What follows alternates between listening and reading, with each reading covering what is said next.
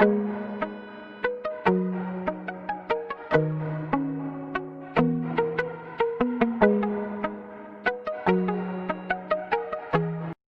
están? Seguimos estudiando a entender la palabra y a cómo estudiarla verdaderamente. ¿Por qué? ¿Qué vinimos aprendiendo en estos días anteriores? Que primero que debo hacer, orar. Orar antes de la palabra. Entonces cuando yo oro y encomiendo mi alma, mi espíritu, aún mi mente al Señor, voy a ser guiada por el Espíritu Santo para poder leer la palabra y entenderla, comprenderla. Porque sin la guía del Espíritu Santo uno va a leer y será como un libro de texto más, un cuento, una novela, y no voy a entender el significado verdadero que el Señor me quiere enseñar por medio de esa palabra. Y tampoco voy a leer, voy a leer un versículo, leí un versículo, chao, terminé, cerré la Biblia, me voy. No, ¿qué voy a hacer? Voy a leer el capítulo, voy a entenderlo, y si no lo comprendo todo que debo hacer, debo hacerme preguntas. Y al preguntar voy a empezar a meditar, a imaginarme qué pasó en ese momento, qué es lo que el Espíritu Santo me quiere guiar, me quiere enseñar con esa palabra. Entonces viene el punto que voy a saber: esperar en Dios, esperar en la palabra, esperar en la voluntad divina de Dios. ¿Por qué? Porque esperar es saber elegir siempre la voluntad de Dios. ¿Que la aprendiste por qué? Porque leíste la Biblia. ¿Bajo qué? Bajo la guía del Espíritu Santo, y la meditaste, y por eso esperaste para aplicarla. Porque si yo no oro por guía del Espíritu Santo, no sabré orar con los propósitos verdaderos que quiere Dios. Y al leer la palabra no la voy a comprender y no voy a entender el verdadero significado que Dios me quiere enseñar por medio de su palabra.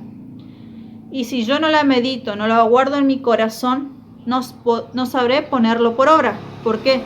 Como dice la palabra, la fe sin obra es muerta. Y si yo la palabra, que la conozco, la entiendo, la comprendo, no la pongo por obra, es lo mismo, es muerta. La palabra va a ser insignificante en mi vida.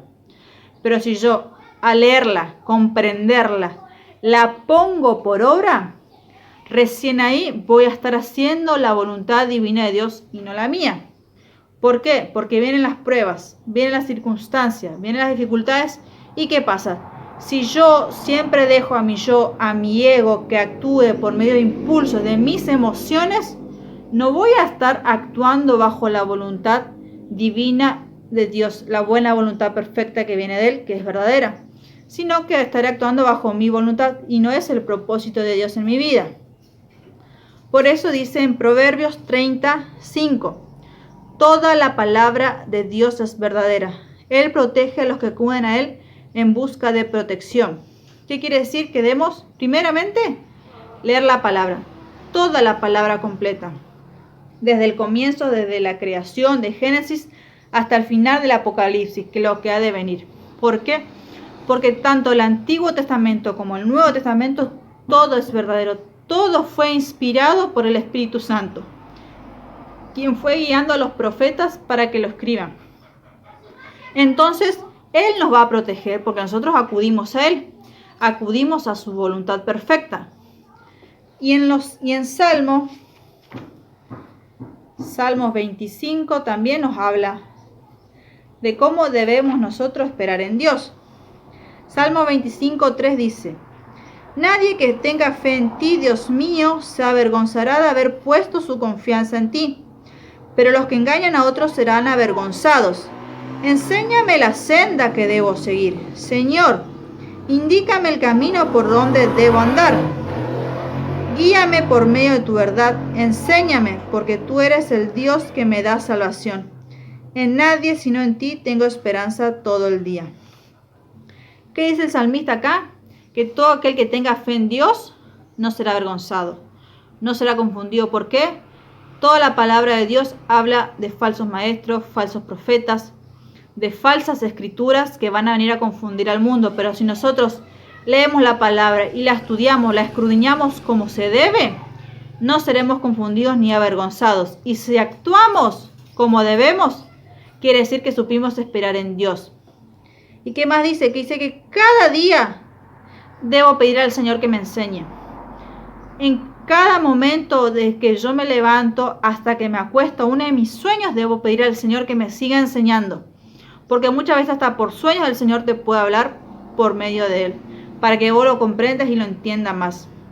Así que en todo momento hay que pedirle al Señor que seamos guiados por medio de su Espíritu Santo.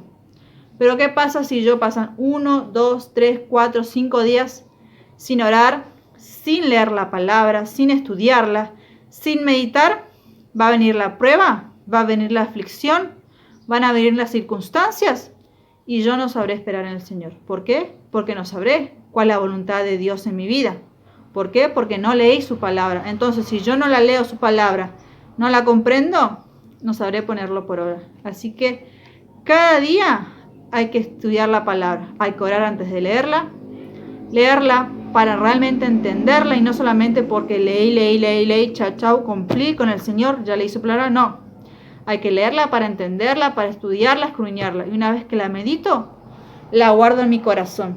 Entonces, en medio de la prueba, sabré esperar al Señor cuál es su voluntad perfecta y no la mía.